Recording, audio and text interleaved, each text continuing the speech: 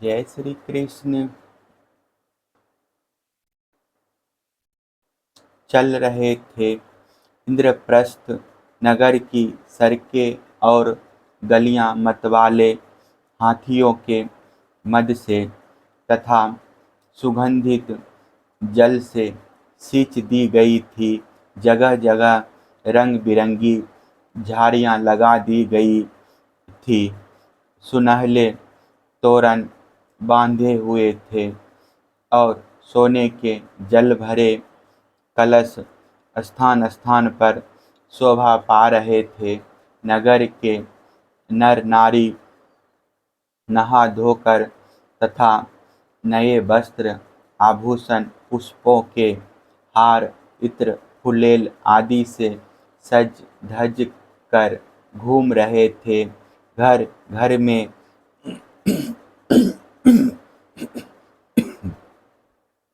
ठोर ठोर पर दीपक जलाए गए थे, जिनसे दिवाली की सी छटा हो रही थी।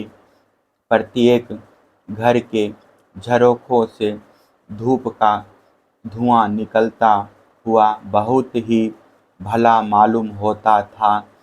सभी घरों के ऊपर पताकाएं फहरा रही थी तथा सोने के कलश और चांदी के शिखर जगमगा रहे थे।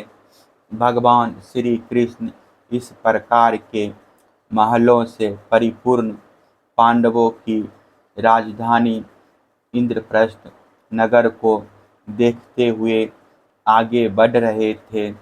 जब युवतियों ने सुना कि मानव नेत्रों के मान पात्र अर्थात अत्यंत दर्शनीय भगवान श्री कृष्ण राजपथ पर आ रहे हैं, तब उनके दर्शन की उत्सुकता के आवेग से उनकी चोटियां और साड़ियों की गांठें ढीली पड़ गई। उन्होंने घर का कामकाज तो छोड़ ही दिया, सेज पर सोए हुए अपने पतियों को भी छोड़ दिया और भगवान श्री कृष्ण का दर्शन करने के लिए राजपथ पर दौड़ आई। सड़क पर हाथी घोड़े रथ और पैदल सेना की भीड़ लग रही थी। उन स्त्रियों ने अटारियों पर चढ़कर रानियों के सहित भगवान श्री कृष्ण का दर्शन किया।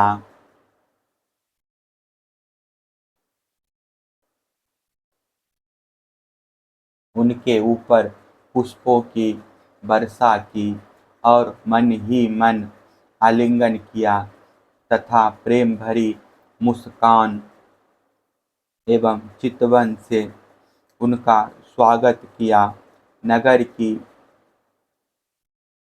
स्त्रियां राजपथ पर चंद्रमा के साथ विराजमान तारों के समान श्री कृष्ण की पत्नियों को देखकर आपस में कहने लगी, सखी, इन बरभागिनी रानियों ने ना जाने ऐसा कौन सा पुण्य किया है, जिसके कारण पुरुष शिरोमणि भगवान श्री कृष्ण अपने उन्मुक्त हास्य और विलासपूर्ण कटाक्ष से उनकी ओर देखकर उनके नेत्रों को परम आनंद प्रदान करते हैं।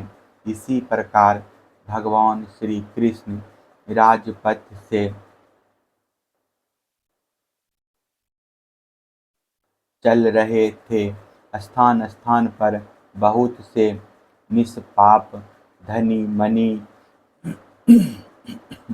और शिल्पजीवी नागरिकों को ने अनेकों मांगलिक वस्तुएं ला लाकर उनकी पूजा अर्चा और स्वागत सत्कार किया। अतः पुर की स्त्रियां भगवान श्री कृष्ण को देखकर प्रेम और आनंद से भर गई। उन्होंने अपने प्रेम विहल और आनंद से खिले नेत्रों के द्वारा भगवान का स्वागत किया और श्री कृष्ण उनका स्वागत सत्कार स्वीकार करते हुए राजमहलों में पधारे। जब कुंती ने अपने त्रिभुवनपति भतीजे श्री कृष्ण को देखा तब उनका हृदय प्रेम से भर आया। वे पलंग से उठकर अपनी पुत्रवधू द्रौपदी के साथ आगे गई और भगवान श्री कृष्ण को हृदय से लगा लिया। देवेश्वर भगवान श्री कृष्ण को राजमहल के अंदर लाकर राजा युधिष्ठिर आदर भाव और आनंद के उद्रेक से आत्मविस्मित हो गए। उन्हें इस बात की भी सुधि ना रही कि किस कर्म से भगवान की पूजा करनी चाहिए। भगवान श्री कृष्ण ने अपनी फुआ कुंती और गुरुजनों की पत्नियों का अभिवादन किया। उनकी बहन सुभद्रा और द्रौपदी ने भगवान को नमस्कार किया।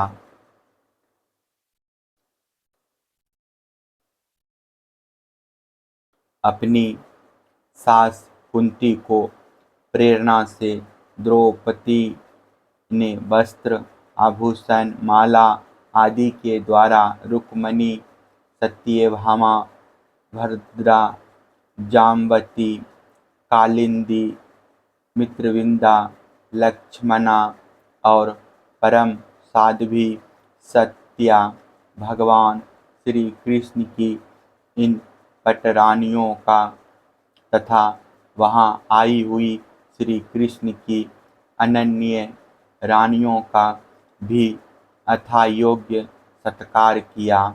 धर्मराज युधिष्ठिर ने भगवान श्री कृष्ण को उनकी सेना सेवक मंत्री और पत्नियों के साथ ऐसे स्थान में ठहराया जहाँ उन्हें नित्य नई नई सुख की सामग्रियाँ प्राप्त हो।